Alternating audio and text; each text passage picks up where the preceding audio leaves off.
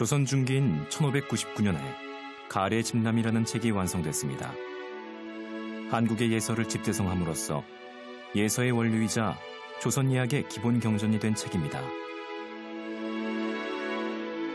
이 가래 집남을 쓴 이가 바로 조선 예학의 태도라 불리는 조선 중기의 문신 사계 김장생입니다.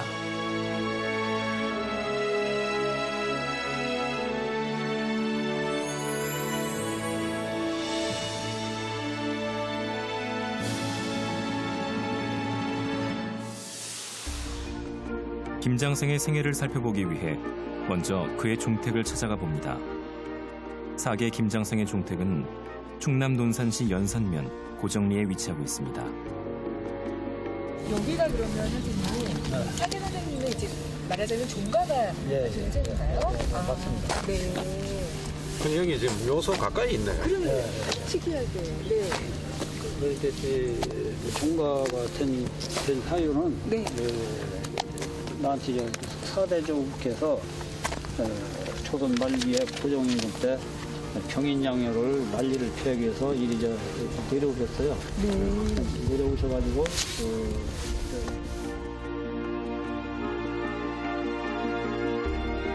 고정리 일대는 광산 김씨의 유적지입니다.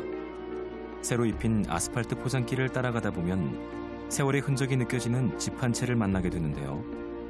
사계 김장생의 제실이자 사계파의 종택입니다.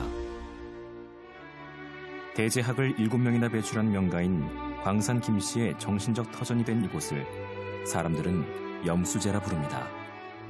네, 선생님 저희 이제 들어오고 나면 이제 정면에 현판이 하나 있거든요. 염수제라고 써 있는 것 같은데 이게 어떤 뜻이고 또 어떤 용도인가요? 염수제는 이제 그 염수제 건물의 목적은 네. 사계 선생이나 우리 이제 사대봉사하는 그 분들 그 제사를 지내기 위한 건물이에요. 아, 염수제요. 네. 제사를 지내기 위한 건물인데 네.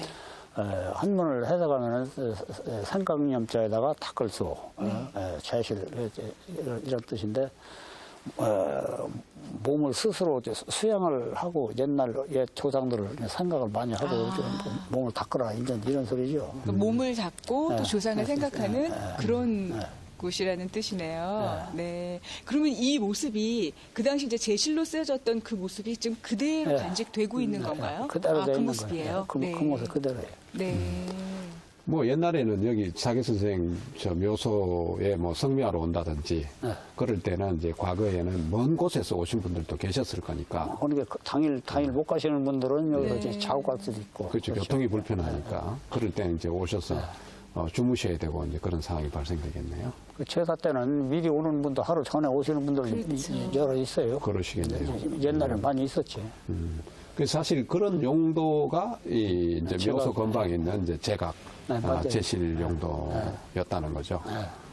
그 이후에 이제 이게 종성분들이 오셔서. 원래 이게 그 제사는 이게 종가에서 지내기 때문에 종가가 어디에 있든 간에 제사를 지내러 오면은 전에 오는 분들이 있기 때문에 종가에서 항상 이렇게 미리들 와요. 오는 사람들 다 지내지.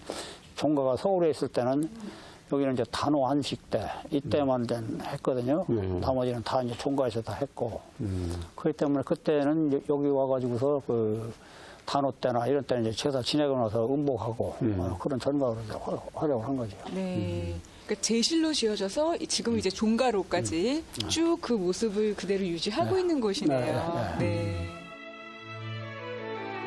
조선조 최고 명문가의 종택에선 소박하면서도 정갈한 느낌이 묻어납니다. 염수제의 서재는 예절마을 어린이 도서관으로도 활용하고 있는데요. 시대가 바뀌고 세월이 흘렀어도 예학을 중시했던 종가의 모습은 변함이 없습니다.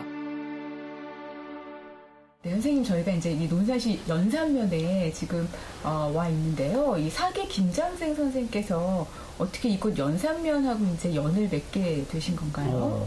그것은요. 네. 그 허씨 부인. 네. 허씨 부인이 양천허 씨. 양천허 씨 허씨 부인이 그 시아버지가 연산에 고정리에다가 터를 잡으셨어요. 애당초에. 시아버지를 하면 이제 광산 김씨. 김약자, 채자 그 할아버지인데 뭐 충청도 관찰사도 하시고 한 분인데 네. 그 약체 할아버지가 위화도 해군하는 그 이성계 장군을 해군을 못하게 막으라 했는데 그것이 이제 잘못됐어요.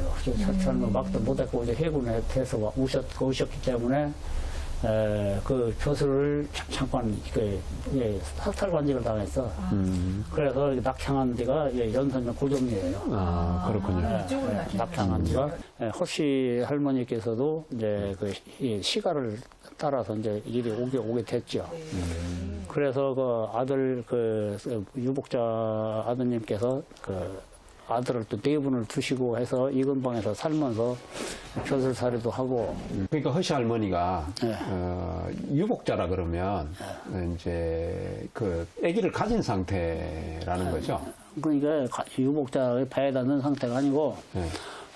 남편이 졸지에 이제 사망을 하니까 3년상을 치러야 할 거 아니에요. 네. 3년상을 치르는 사이에 애는 낳고 그래서 애를 업고서 내려왔다 이렇게 우리 족보에는 그렇게 나와 있어요.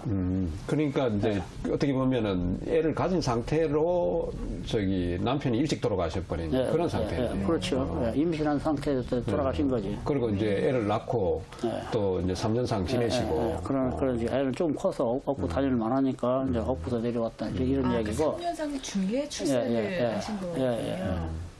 내려오시는 중간에 이제 그 호랑이가 길을 안내해서 고정리까지 왔다 이런 얘기예요. 그런 얘기가 그런 있어요? 그 전설이 있어요. 네. 그래서 우리가 현재 앉아 있는 이 동네 이름이 범냄이라고 호계촌이라고 그래요.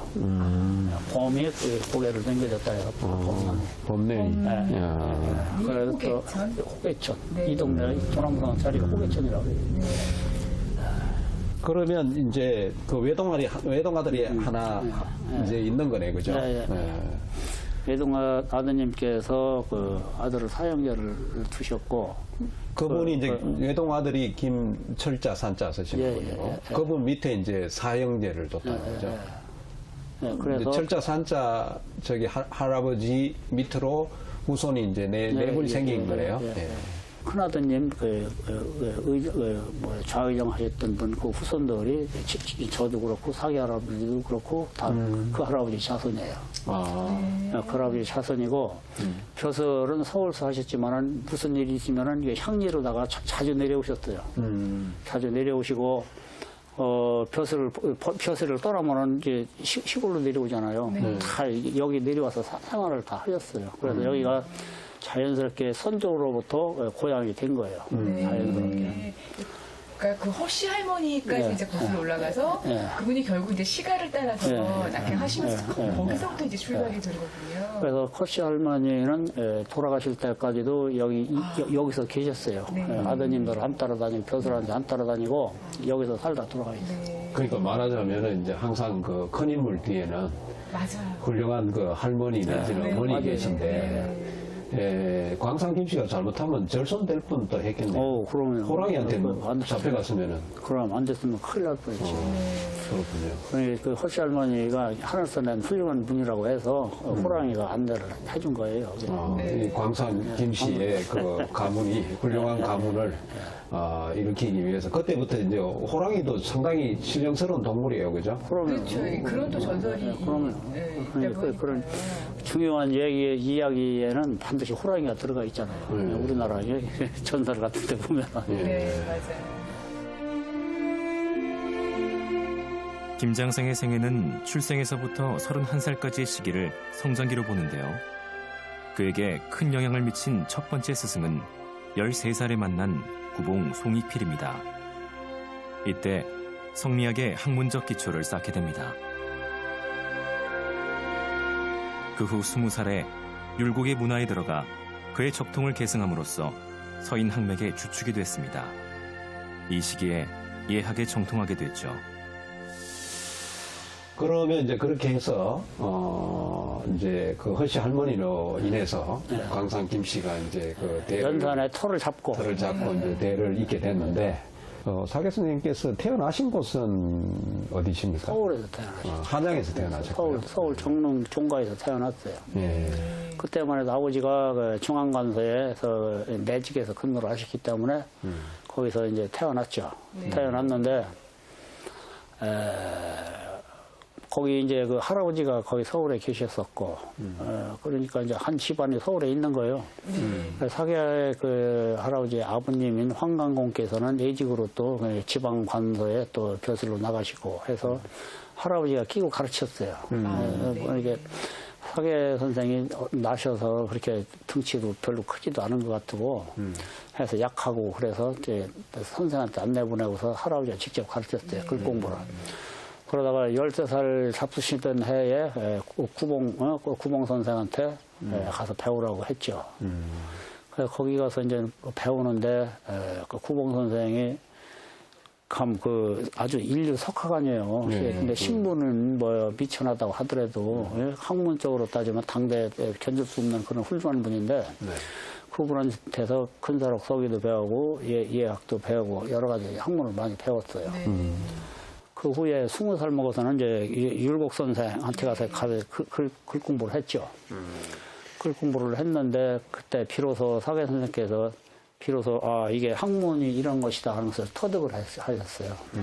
터득을 하셔가지고 아주 이제 성리학이라든가 뭐 자기 전공인 예학이라든가 이것을 아주 진짜 그 연구를 엄청나게 많이 하셨어요.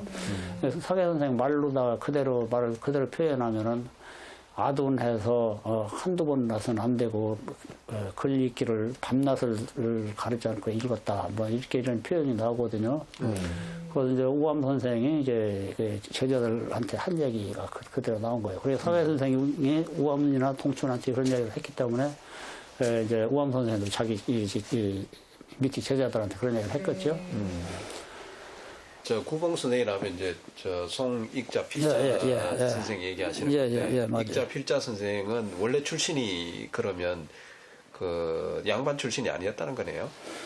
그게 그분 가게를 뭐 이렇게 함부로 말씀드릴 건 아니지만 결과적으로 사계 선생이 그분을 보호를 다 해줬어요. 그분을 보호를 그러니까 다 해주고 그때 사계 선생이 공부하실 때는 저 1600년대 뭐 그렇죠. 중기쯤 되는데 그때만 하더라도 사실은 그 사회 그 제도 자체가 그 굉장히 그 맞아요. 저 양반과 그걸 엄격했는데 엄격했는데도 불구하고 근데 저 구봉 선생을 선생으로 모셨다는 것도 상당히 좀 특이한 상황 아닙니까? 구봉 선생이 그 당시 친구들을 보면은 우리나라 당대의 석학들이에요 다. 네. 당대의 석학들이고 그만큼 구봉 선생이 그만큼 뛰어났다는 맞아요. 얘기네요. 그만큼 머리가 아주 비상했나 봐요. 그만큼 뛰어나가지고 학문적으로 토론을 하고 할 때는 반드시 구봉 선생이 같이 했어요. 같이 했고 그렇기 때문에 그 사계 선생 아버님 되는 황강공과 같은 부류에 있었어요. 그 구봉 선생도 율곡 선생도 마찬가지고.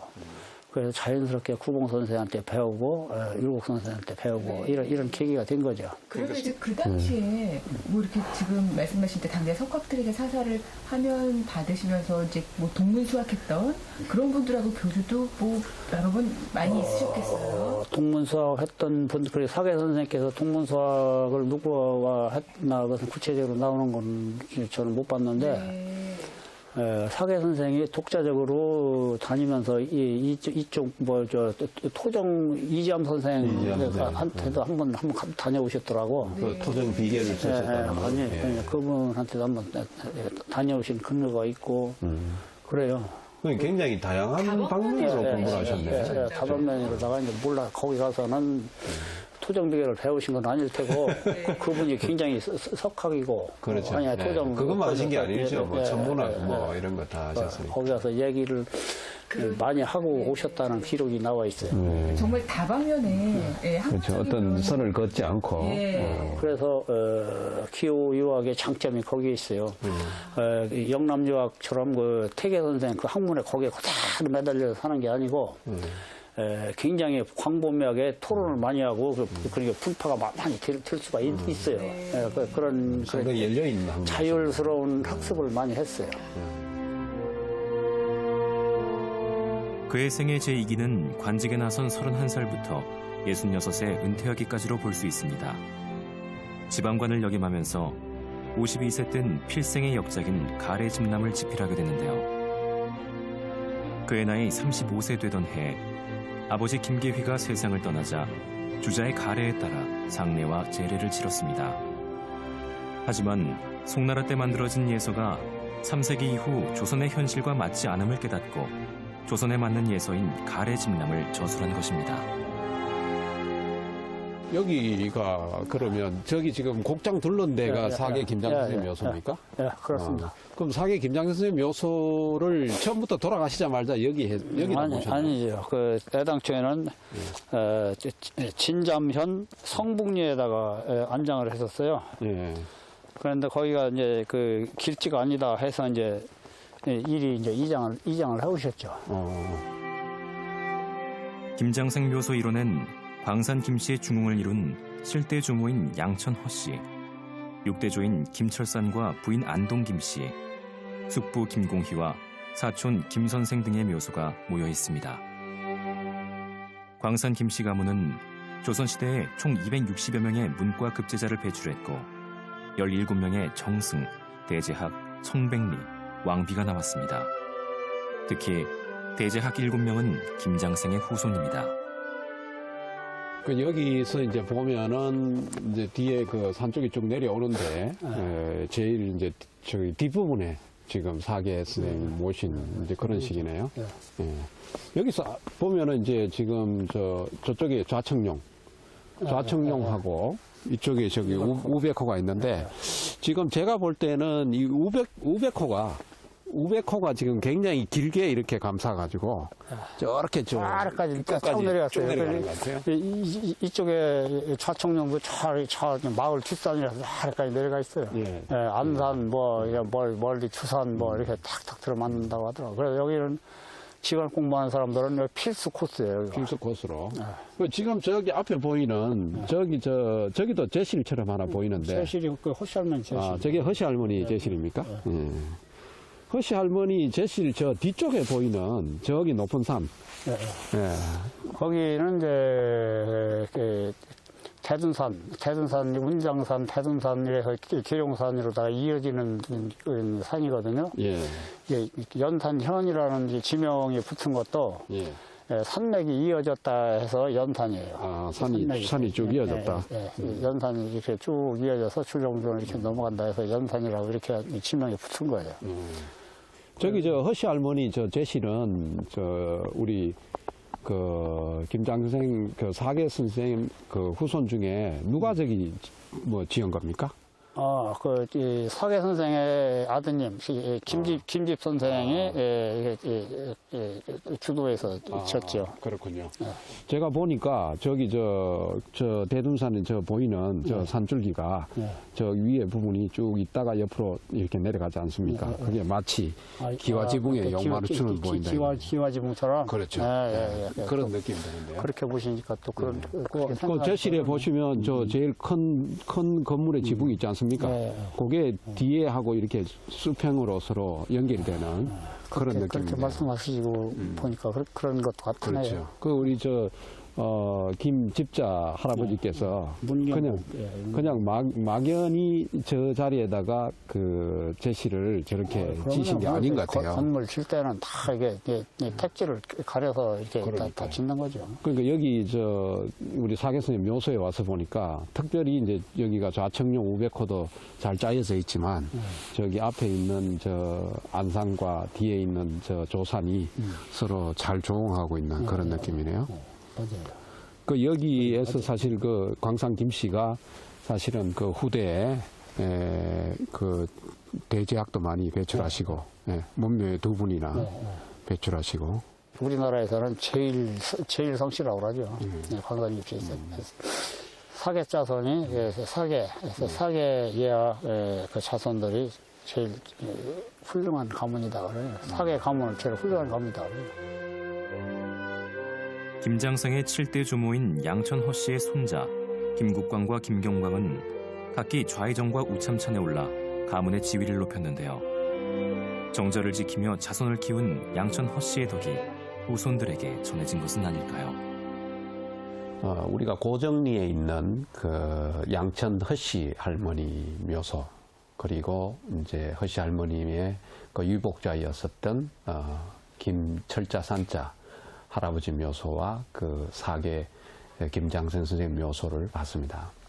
그 묘소의 그 풍수적 특징이라고 하면은 기본적으로 그 자리 위에 올라가서 딱 봤을 때 좌측룡 우백호가 잘 관쇄가 되어 있다. 관쇄가 되어 있다는 것은 잘 이렇게 여며져 있다, 이런 뜻이거든요. 그래서 거기 안에 들어가 보면 풍수적인 기본 이론에 딱 맞아떨어지는 전형적인 그 풍수 명당의 하나다, 이렇게 볼 수 있을 것 같아요. 그 명당에 이름을 붙인다 그러면 그것이 바로 이제 청룡백호가 잘 관쇄가 되어 있다 해서 관쇄 명당이다, 이렇게 이야기할 수 있을 것 같아요. 사계 김장생은 국가와 사회, 그리고 가정엔 기강이 바로 서야 하고, 기강을 바로 잡으려면 정통성이 중요한데 정통성을 뒷받침해 주는 것을 예라고 봤습니다. 김장생의 예학론은 이후 노론 집권 세력의 정치 이념으로서 중요한 역할을 담당하게 됩니다. 예학의 태두라 불렸던 조선 중기의 유학자 사계 김장생. 후손들은 그의 학문과 덕행을 추모하기 위해 논산시 연산면에 도남서원을 세웠습니다. 조용한 밤이면 유생들이 낭낭하게 글 읽는 소리가 들릴 듯한 이곳은 세계문화유산 잠정 목록으로 등재되면서 세계적 문화 가치를 인정받고 있습니다. 다음 시간엔 조선 이야기의 산실이 된 도남서원으로 떠나봅니다.